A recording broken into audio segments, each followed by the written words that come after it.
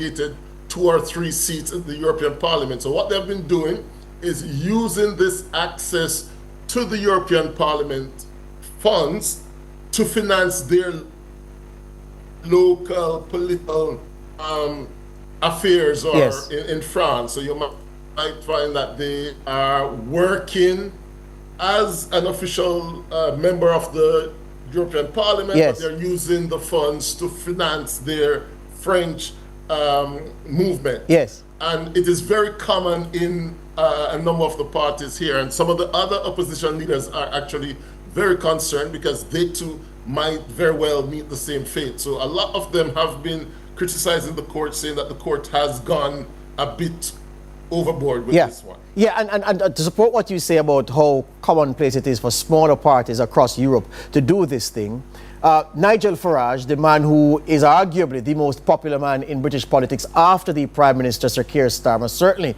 more popular than Kevin Badenoch, the leader of the Tories, when he was with UKIP, it was easier for him to get into the European Parliament as a UKIP politician than to get a seat in the House of Commons, something he didn't get until the last election, despite his several previous attempts. And many people know that it was the funding that came through the European Parliament that allowed Farage and his sympathizers and his colleagues to run UKIP on the ground in England. So it's a similar situation with the National Rally in France, where membership of the European Parliament, and they say over 11 years that she used £4 million of European Parliament funds to effectively run the National Rally in France, and that's why she's gotten into trouble. So here's the thing now, Edward.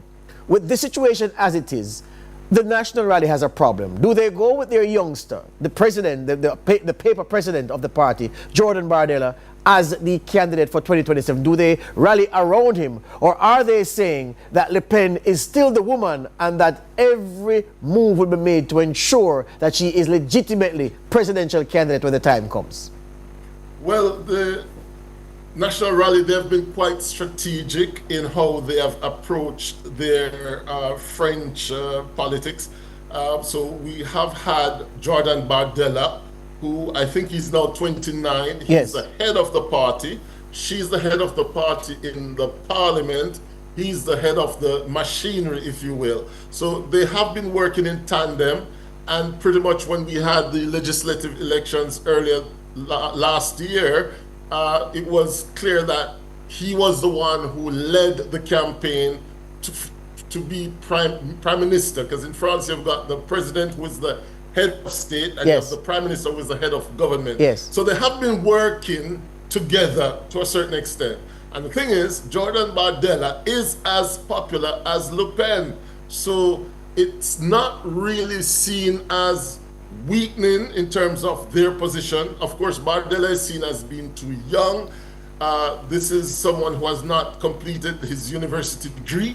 So there are a number of people who are saying he's not quite ready, but of course he's still very charismatic, very eloquent, and he is just as popular as Le Pen. He's actually the second most popular politician here in France. So there are many who are now thinking that as a plan B, the National Rally will still be very, very strong. Well, I tell you what, this court ruling has tied everything up in knots. I don't buy the argument that Bardella is not ready. Many thought that when Le Pen took the party from her father, that she was not ready. And it has taken her several segments of work to get the party to this point. And just when it appears as if her time has come for assumption of that French presidency, a court is taking away her opportunity to even contest the election. That must be gut-wrenching. But it's a fascinating time for French politics. Yeah. Well, we got some update just a couple hours ago at the Court of Appeal in Paris. They have said that they will hear the case and they will give a verdict in 2026. Great. Which would be next year, which would be 1 year ahead of the polls. So there is that opening there that was made just now in France, that was announced just a couple of hours ago. And of course, they have launched a petition online. They have got over 300,000 signatures to that petition, and the party is claiming that they've had 10,000 members overnight who have signed up to join the party. So this seems to be galvanizing the party as opposed to weakening it. So it's very interesting times. Absolutely so, and it's just the situation that Marine Le Pen wants. Her against the system, and the people joining her in pushing back against the system. Edward Boucher, it's been fascinating. Thank you very much, man. You're very much up on your politics, and I look forward to speaking to you again. Definitely. Thank you very much. Thank you very much. That's the president of JAM in France, the Association of Jamaican Nationals in France, Edward Boucher. Very, very informed and on top of his French politics. Break time. Back with more after these on Lead Story.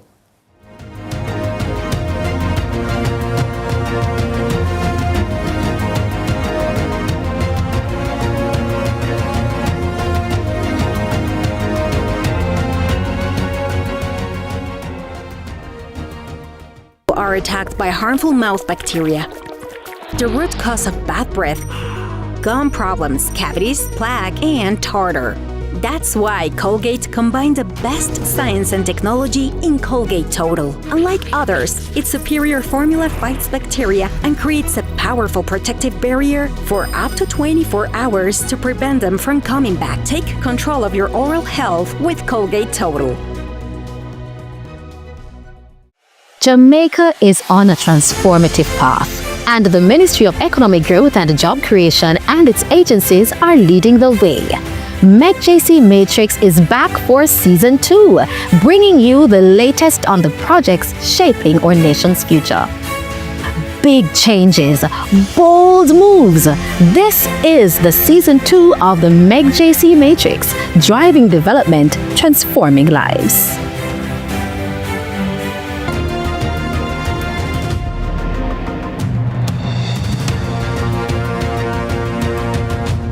Welcome back to Lead Story. In the dying embers of the program, we turn to matters coming out of the Parliament moments ago, because the Finance Minister Favour Williams commented on the performance of the economy where value added is concerned, real value added. You can refer to it simply as GDP. And her response follows news from the Statistical Institute of Jamaica stating that the economy did indeed decline in the fourth quarter of 2025, or 2024 rather, declining by about 0.8%. The Finance Minister says the decline was not as significant as projected by the PIOJ, that's the Planning Institute of Jamaica. And then she said, from that point of decline, what the economic recovery is looking like is a V-shaped recovery. So if you draw one stroke from the top down, which represents a decline, she says the preliminary estimates are that the economy grew in the first quarter this year. That's between January and March. So January, February, and March, she says preliminary estimates suggest that the economy grew. So from that decline late in 2024, you go up in 2025 in the first quarter. So that's how you get the V-shaped recovery. That's the School of Economic Theory. Thanks to my lecturers for putting the lessons in my head all those years ago. So here's what she had to say in Parliament about that situation. It is important for Jamaicans to understand that PIOJ and Statin provide us with quarterly and annual GDP figures. PIOJ provides us with an estimate of GDP growth earlier in the following quarter, while Statin provides a definitive GDP growth figure. Madam Speaker, while the GDP growth figure for the December quarter is negative 0.8%, it is significantly better than the estimate PIOJ thought that we would have experienced, which is negative 1.8%. PIOJ has indicated that the areas of variation were primarily in wholesale/retail and tourism. This means those sectors did better than anticipated.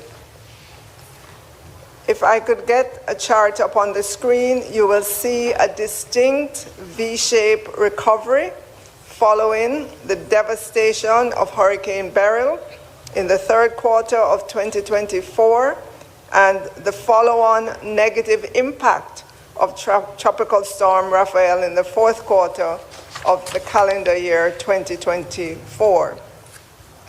This chart, Madam Speaker, shows GDP growth seasonally unadjusted, meaning year over year. So we're looking at fourth quarter 2024 versus fourth quarter 2023.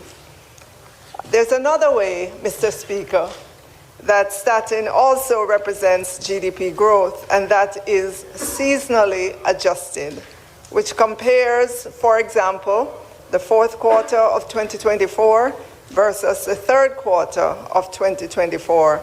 And that chart looks quite different, Mr. Speaker. You can see, well, if the charts were going, Mr. Speaker, you could see the recovery in other areas as well. You would see a chart that shows the recovery in mining and quarrying from a deep decline of negative 17.4% in the third quarter and the significant improvement since then. Likewise, Madam Speaker, in the hotels and restaurant sector, the recovery is quite evident there as well, moving from the negative 4.9 to a significantly smaller negative of 0.3%. Madam Speaker, as a government, we remain committed to our growth agenda, which we know is sometimes disrupted by devastating weather events, and that is why our efforts over several years to build buffers to help protect this nation and our budgets are so incredibly important to maintain. All right, so the opposition spokesman on finance, Julian Robinson, he had some questions for the finance minister, just to get a better understanding of what the government is interpreting the numbers to mean. The figures confirm today what I think most of us knew, that we've had 2 negative quarters of growth. From your own chart, the one before, you would notice that we have had a pretty steep decline from 2020 in the growth rate. While positive, there's been a deceleration all the way up to just before Hurricane Beryl hit us. The question I have for you, Minister, while I know you would not have official data at this stage, I know you would have some preliminary data about Q1, which would have finished yesterday. And if you could indicate whether, from your preliminary data, whether Q1 2025 is pointing in a positive direction to take us out of negative growth or not. And really it underscores the need to accelerate the growth-inducing strategies to ensure we can spend the capital budget in a timely manner, which we haven't done for the last 3 years, and to ensure that the other measures to release capital to the MSME sector, etc., are done so that these numbers can improve. Because, as I said, notwithstanding the shock, the first chart shows a steady decline over the last 3 years, which would have put us in negative growth with or without Hurricane Beryl. So if you could indicate, as I said, I know you wouldn't have final numbers, what Q1 2025 is looking like.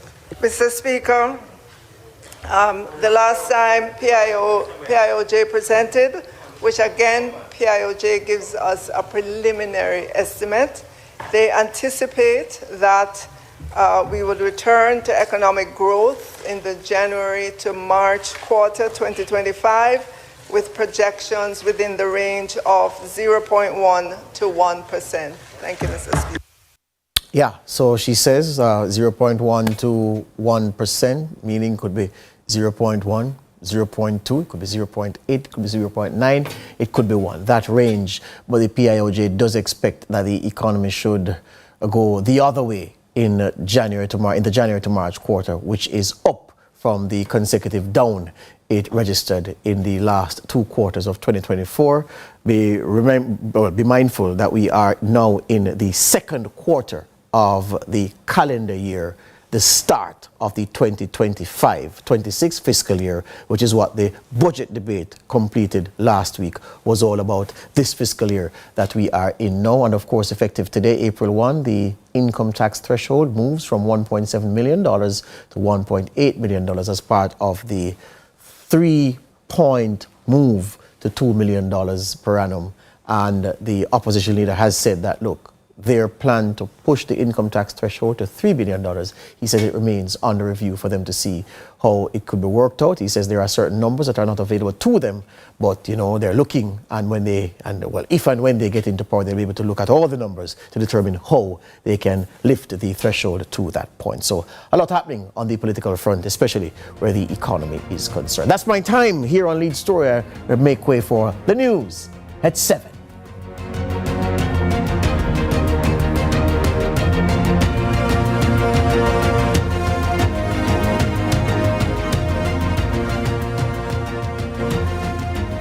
Where innovation meets tradition, agriculture is evolving like never before. From the latest sustainable farming technologies to age-old practices passed down through generation, agriculture is precious to me.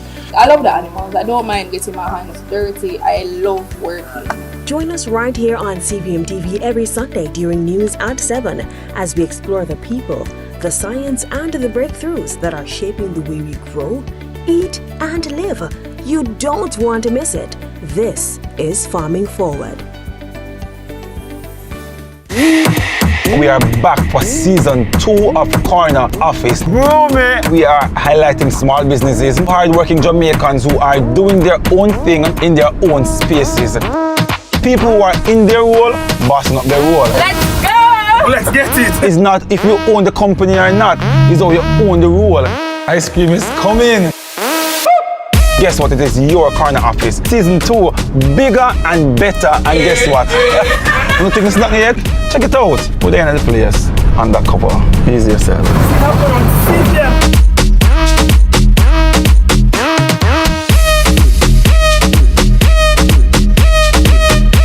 The people, the climate. Come out and meet us. Come out and experience what Jamaica has to offer.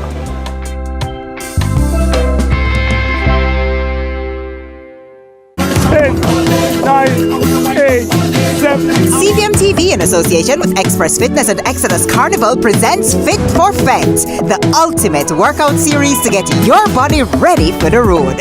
Tune in 5 a.m. every morning, Mondays to Fridays, starting April 7th, to get involved in high-impact workouts by some of the best in the game. Bring your mats, bring your water, and let's get fit for the fit with Express Fitness and Exodus Carnival, powered by CVM TV. You can open a Sagicor Bank savings account from anywhere. Go online and open yours today. The time by Sagicor Bank is 7 o'clock. CVM News at 7 Tuesday, brought to you by KFC. Do whatever the crunch you want with KFC's popcorn chicken, now available in hot and spicy. KFC, it's finger licking good.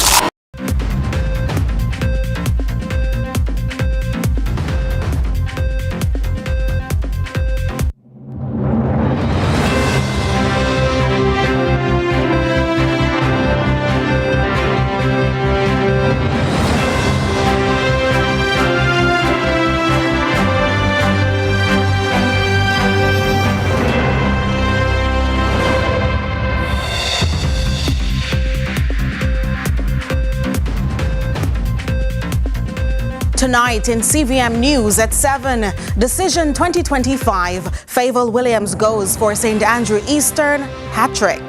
Tech and innovation, highlights from Jamaica and the world. And Agriculture Minister criticizes PNP's farming proposal. We also have the business report, while in sports, Cavalier and Arnott Gardens serve up 4-goal thriller in the JPL.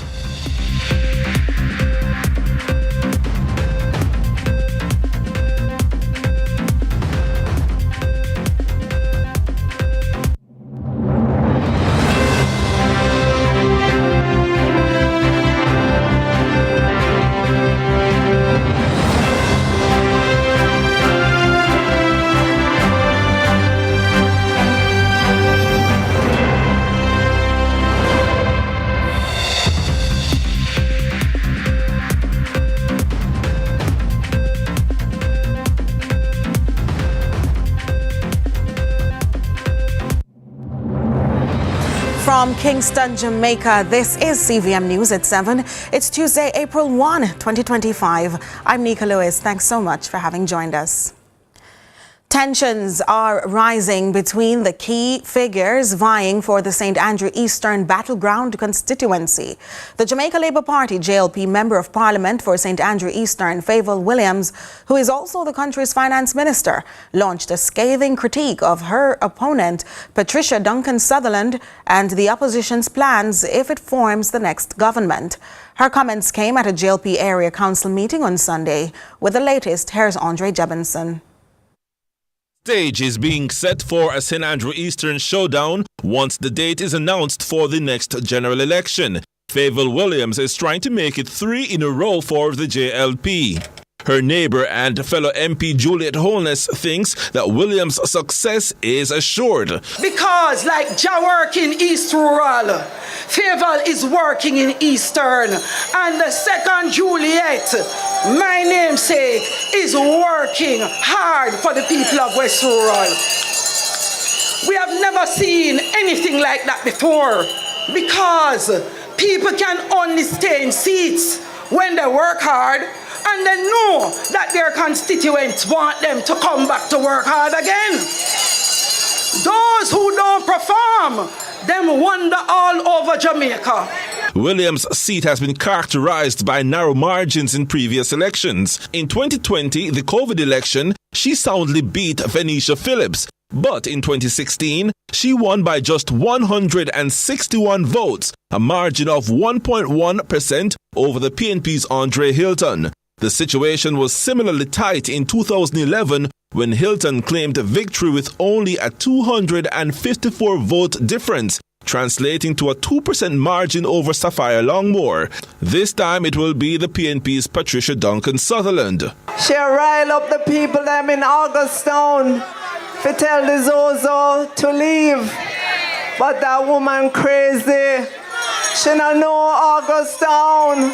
She don't know Augustown when guns were barking in Augustown. Jamaica's finance ministers have always had the cushion of a safe seat. Not so for the first woman to control the country's purse. She told her supporters to resist what the opposition is offering and instead sent her back to Gordon House so that she can continue her job at Heroes Circle. Rude and out of order, think they could just waltz through Parliament with them words and words and words and not tell the people of Jamaica anything.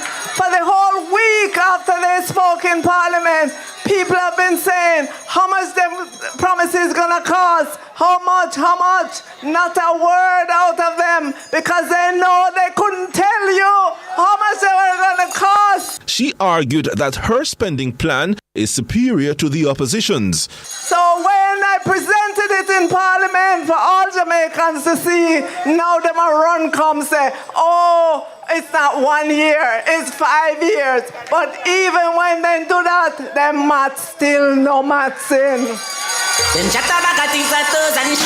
Andre Jebinson, CVM News. While speaking at the Manchester Chamber of Commerce Awards banquet recently, Prime Minister Andrew Holness laid down a zero-tolerance approach to empty promises during the election campaign season. With more, here's Adrian Williams. In a season filled with political meetings, high-energy conferences and debates, plans and promises are a big part of putting forward what is to be done in moving the country forward. However, Prime Minister Andrew Holness says Jamaica has evolved, adding empty promises will no longer be tolerated. The days of politicians being able to ride on the psychological need for immediate gratification by making empty promises, those days are over. The recently instituted Fiscal Commission, Holness says, is set to hold governments accountable when making promises to the nation's psychologically vulnerable. So the Fiscal Commission essentially polices what the government will spend on. But it also has the ability to price or cost any other proposed spending either by the government or the opposition. So there is an independent body that could very well say what is being proposed doesn't make sense. He highlighted that the country's sovereign credit rating is BB-, 3 notches down from an investment grade, which would be a BBB-. In other words, our credit rating is higher than the credit rating of Barbados, coming from being considered the financial basket case of the Caribbean. Meanwhile, with other countries giving major backative to their private sectors, leader of the opposition, Mark Golding, is calling for a Team Jamaica approach. Jamaica needs to get behind the business community so that we can move our economy forward to higher levels of sustainable and inclusive economic growth. I think that we really have to adopt a Team Jamaica approach to this matter, because our competitors regionally and external to the region are getting behind their private sectors and seeing the results. Adrian Williams reporting for CVM News. Switching now, as innovation in the fourth industrial revolution rises to greater prominence, the world is adopting technology in various aspects of business and everyday life. Welcome to Tech Pulse, where we explore top trending topics around artificial intelligence and technology around the world and here at home.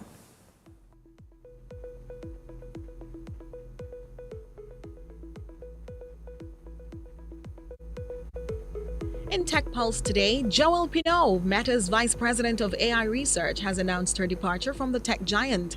Pineau, who has led FAIR, Meta's internal AI research lab, for over 2 years, shared the news in a Facebook post earlier today, stating she will step down in May. Her exit comes as Meta intensifies its focus on artificial intelligence, with the company committing a staggering $65 billion to AI infrastructure in 2025. Meta has confirmed there is no immediate successor for Pineau, but says the search for her replacement is underway. The announcement follows a major reorganization last year, which saw Meta's AI research unit begin reporting directly to Chief Product Officer Chris Cox. Still overseas, we meet the world's first recipient of an AI-powered bionic arm. Sarah Delagarde lost an arm and a leg after being run over by 2 trains in London. Now she is the recipient of the world's first AI-powered bionic arm. The arm's software learns and improves over time, becoming better at predicting her movements the more she uses it. Just about 12 months ago, I was in a terrible train accident, and as a result, I lost my right leg below the knee and I lost my arm above the elbow. Oh, wow, that's incredible. And so you've been fitted with a prosthetic arm. Those are nothing new, but what makes this one special? So this one's pretty special because this is what we call a bionic arm, and it's powered by artificial intelligence. Okay, now I understand at this point you've got a party trick to show us involving a can, is that right? Yes. Well, the first thing I wanted to show you is that I've got a movable wrist that can turn all the way round. And then it's got a little bit of power as well. So let me try to crush this can for you. Oh. Okay. It does work. That really is quite a party trick. So how does your arm know how to do that? Well, basically, the way it works is that I think about the movement that I want to make, and I twitch a series of muscles, and the muscle twitches are being recorded by 16 electrodes that are positioned inside the socket, and then transform that into electric impulses that run through the forearm and powers the Covey hand, my bionic hand. Okay, and where exactly does the AI come into the picture? So the AI is a lot of data recording. It's basically every time I use the arm, every time I make a movement, it records it. It starts to learn how I use the arm, and it starts to predict the movements that I want to make. Imagine that. The future is really here. And as we return home, Jamaica's been riding the wave of tech innovation and artificial intelligence, celebrating how technology is transforming agriculture on the island. The Caribbean Broilers Group made a bold move that some initially doubted, unveiling a state-of-the-art air-chilled facility poised to transform Jamaica's poultry industry. It's built in St. Catherine, and the facility overcame significant challenges, including economic uncertainties and the fledgling development of the area's light industry. Now complete, it promises to set a sustainable trajectory for the broiler sector, unlocking new possibilities for the industry and beyond. This is what modern agriculture looks like. a fully integrated processing plant that wastes nothing, that ensures that it has a significant knock-on effect. The overall menu of integration of CB's systems suggests an approach to development designed to anticipate and meet the appetite of the market for the foreseeable future in a sustainable way. We take a break. More CVM News at 7 in a moment.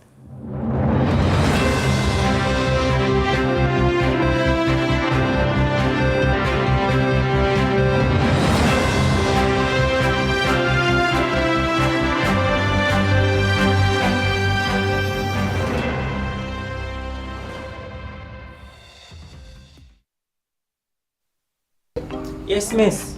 I need you to go to the Transport Authority for me today to renew all the motor vehicle road licenses. I can't afford for you to spend all day at the Transport Authority. I have a lot of errands for you to run for me today. Miss, you don't hear them say you can renew online any day, anytime, easy. No, but that sounds good. What do I need to do? You can always log on to ta.org.jm. Oh, that means we have a lot more time for you to run other errands. Boy, miss. Let me check it out.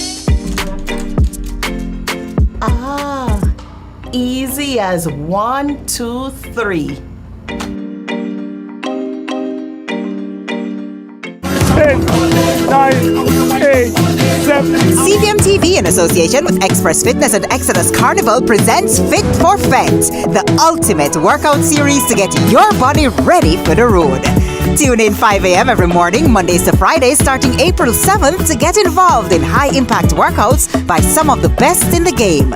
Bring your mats, bring your water, and let's get fit for the fit with Express Fitness and Exodus Carnival, powered by CVM TV.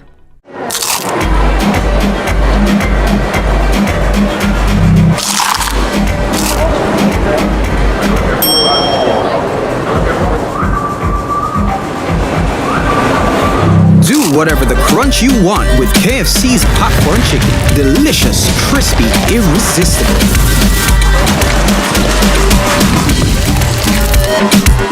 Now available in hot and spicy. KFC, it's finger licking good.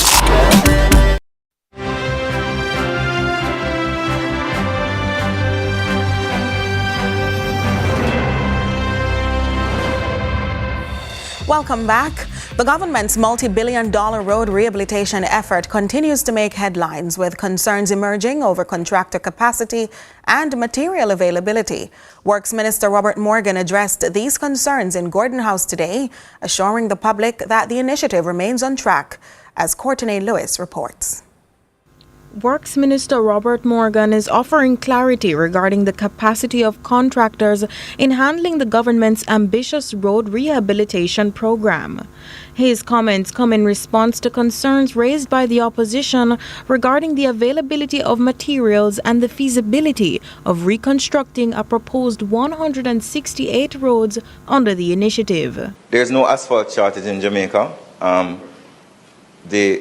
Before the REACH program was announced, the government engaged Petrojam, which is our main supplier of bitumen, which is the main component in asphalt, and they assured us and they provided us evidence of this source of asphalt. Now, I cannot speak for an individual contractor and his ability to procure asphalt when it's needed. What I can say is that there's absolutely no shortage to the extent where we have to be exporting surplus. Over $8.7 billion has been spent on road work by the government, an investment they describe as historic in improving the nation's infrastructure. We will spend $1.5 million on road rehabilitation through our quarterly patching program over the next 3 months to continue the work we started last year under the REACH programs. We are going to rehabilitate community roads and also improve infrastructure. The minister reports 42 more roads have been added to the Spark program, and the $3 billion REACH program is near completion. The Bridge program to address Jamaica's aging infrastructure is also advancing. We can announce that the Troy Bridge is over 50% complete, which is a $230 million investment. The Spring Village Bridge is at 5%, which is a $250 million investment. The Craig Mill Bridge in Portland valued at $170 million is in emergency procurement, but a footbridge is to be constructed at a cost of $30 million. The government is also now prioritizing an $81 million investment, the Port Antonio bypass. Well, Port Antonio is a critical hub for tourism and agriculture, but suffers from chronic traffic congestion, unsafe pedestrian conditions, and limited connectivity. This project will play a key role in the regional development by unlocking economic potential and enhancing mobility.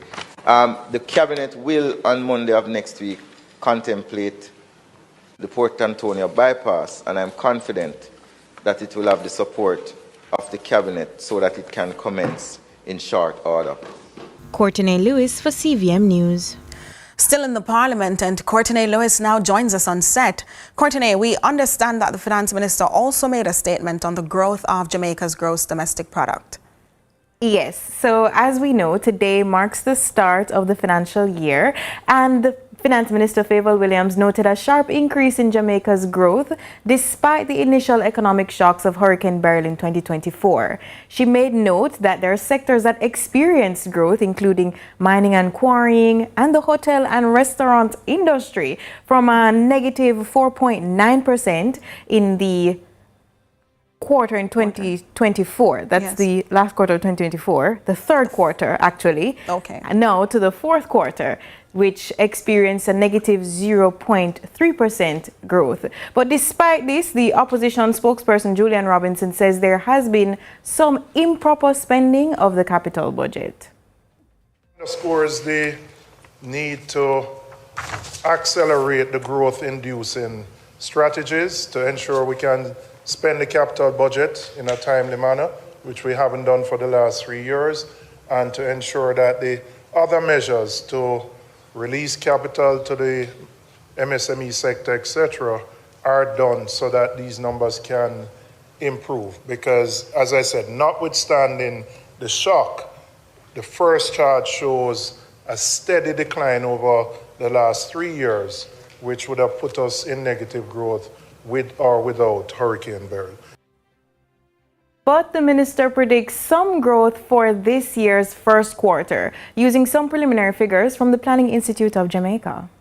The last time PIOJ presented, which again, PIOJ gives us a preliminary estimate, they anticipate that we would return to economic growth in the January to March quarter 2025, with projections within the range of 0.1 to 1%.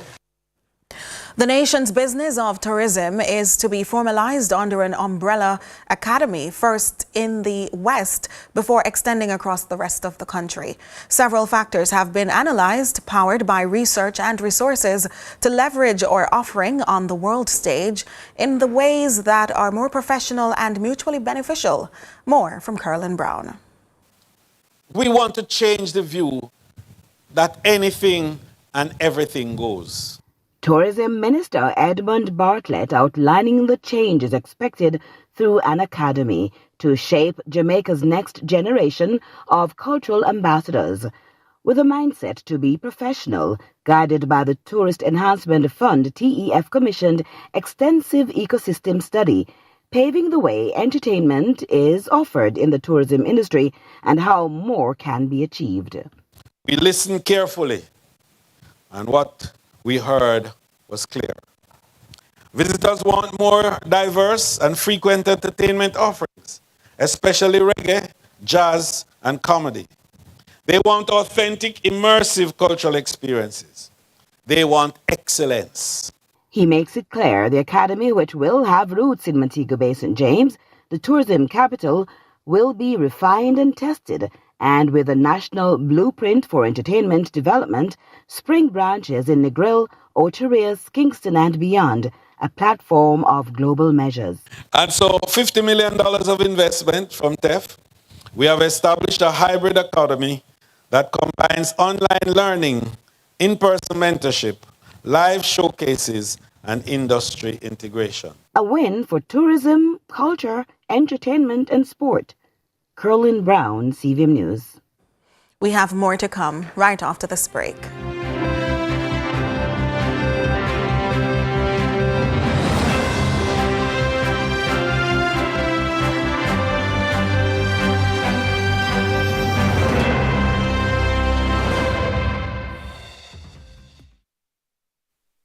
Boneless sardines, perfect for snacking on a cracker, on its own. Snacking made easy, snacking made healthy, snacking made tasty.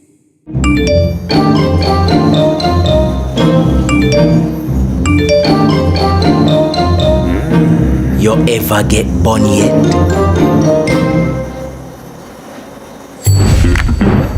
Me not talk about heartbreak. Me a talk about the bun where full of spice, raisins, and the perfect glaze. Bun for bun. So you do it now. You have to get bun. This Easter, you have to get bun from Mother's Bakery.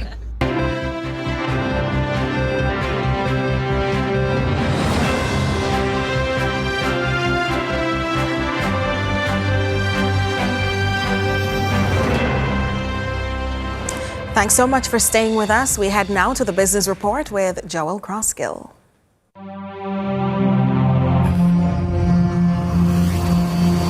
Lots to share with you in the business report today about Jamaica's inability to supply the demands of international markets for locally grown produce. In 2024, Jamaica exported over $50 million worth of yam. The tuber remains by far the sector's most valuable export. But despite the ranking, many believe Jamaican farmers are barely scratching the surface of what is possible, including Minister of Agriculture, Fisheries and Mining, Floyd Green. We are exporting and we are seeing increases in exports, but the fact is we are still underutilizing our existing trade arrangements. We do have competitive and preferential access to a number of markets, and we have seen that the demand out there is far greater than we are able to supply. So if Jamaica is to make a mountain of money out of a yam hill, somehow there needs to be an improvement in productivity and yields. With that in mind, the BR ventured into the field of Harker's Hall, St. Catherine, in search of solutions, and a particular individual whose fingerprints can be found all over a scientific field capable of changing the fortunes of the sector. My name is Dr. Sylvia Adjo-Mitchell. I'm a senior lecturer with the Caribbean Center for Research in Bioscience, which is an amalgamation of two different research groups. In January 2025, we're at the Biotechnology Center section. With over 3 decades of experience in various aspects of biotechnology, as well as its commercialization, Dr. Mitchell believes the recognition and adoption of scientific practices in local agriculture could hold the keys to a new era of productivity. One thing I realize is that there is a path that scientists take and there's a path that the business people take, and the two of them are still not working together as they ought. So the people that are there that are making decisions don't really understand science. They don't understand that it is the engine that makes the country move. The country will not be disappointed if it really decides to support this area. But what exactly is the science behind tissue culture? This is my farm. So, Renta, Powell, St. Vincent, Moonshine, Sweet, White, Guinea, Hard. Those are the soft yams. Those are the Dioscrea alato. What we actually are doing in the tissue culture is what is called cloning. So if you have good material going in, you're going to get the same good material coming out. So it depends very much on the farmer to tell us what is the material that they would like multiplied, because we can multiply up into the millions in a year's time. Dr. Mitchell explained precisely how the exponential growth can lead to improved outcomes for farmers and what is being done to stimulate the widespread adoption of plant tissue culture across the sector. People really don't understand the potential, and therefore they are not putting their resources in the right place. We don't have anywhere like critical mass in this area. It's really still trying to convince people that this is a technology that makes sense. So I'm working with a group of farmers that are in St. Catherine, and after I satisfy them, because there's a biblical principle, first Jerusalem, then Israel, then the world. So first St. Catherine, then Jamaica, then the Caribbean, then the world. So we're going to satisfy those that gave their yam starting material for the project. We started in 2023, and satisfy them. And they have hundreds of acres of land, I should say. And then after they are satisfied, and teach them, because now it can be a farmer to farmer thing. Teach them how to multiply those plants up.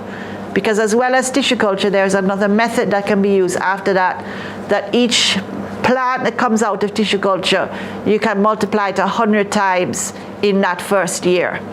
So I'm going to be teaching them that, and then they can teach others. And those are going to be the ambassadors that are going to go throughout the whole of Jamaica. We planted 112 plantlets in St. Catherine in 4 different locations of the 18 varieties of yam, all of which we have in tissue culture that were provided by the farmers. And we hope next month to double that. So we're not waiting around. We are showing what we can do with the resources that we have, however little they are, and show what can be done, the real harnessing the potential. Stop saying, oh, there's potential. No, we are realizing the potential right now, this year, 2025. In part 2, we'll hear about what the Ministry of Agriculture is doing to encourage similar outcomes. That was your business report. I'm Joel Crosskill. For a look of what's ahead in sports, here's Jordan Ford. Well, Nika, of course, we had Monday Match Night right here on CVM TV last night, so we'll give you a recap of that, as we usually do. Plus, the president of World Boxing is in Jamaica for the first time, and we'll give you some tidbits from his visit. So that and more in sports. All right, there you have it. Plenty more to come right after the break.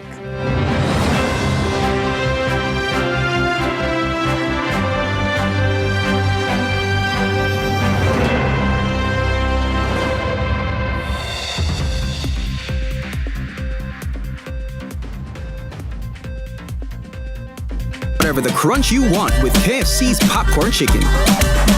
Now available and hot and spicy. KFC, it's finger licking good. The time by KFC is 7:30. Transform your outdoor space into the perfect place for unforgettable memories. With Outdoor Projects Limited, we bring style, comfort, and durability to your outdoor living. Visit 29B Cardiff Hall, Runaway Bay, St. Anne. Call 876-920-1949 or email outdoorprojectsjamaica.com to book your consultation. Outdoor Projects Limited, bringing life to your outdoor living. In a world where innovation meets tradition, agriculture is evolving like never before. From the latest sustainable farming technologies to age-old practices passed down through generation, agriculture is precious to me. I love the animals. I don't mind getting my hands dirty. I love working. Join us right here on CVM TV every Sunday during news at 7 as we explore the people, the science, and the breakthroughs that are shaping the way we grow, eat, and live. You don't want to miss it. This is Farming Forward.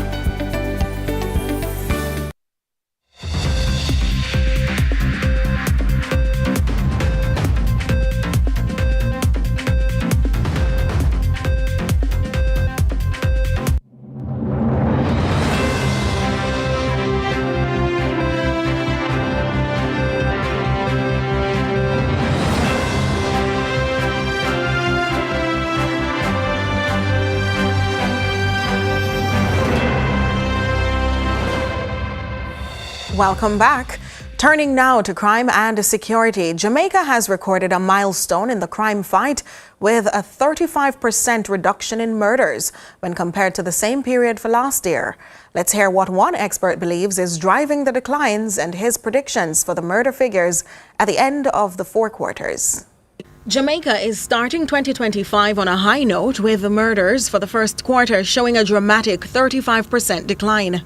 This marks one of the most significant reductions in recent years, signaling progress in the country's ongoing battle against violent crimes.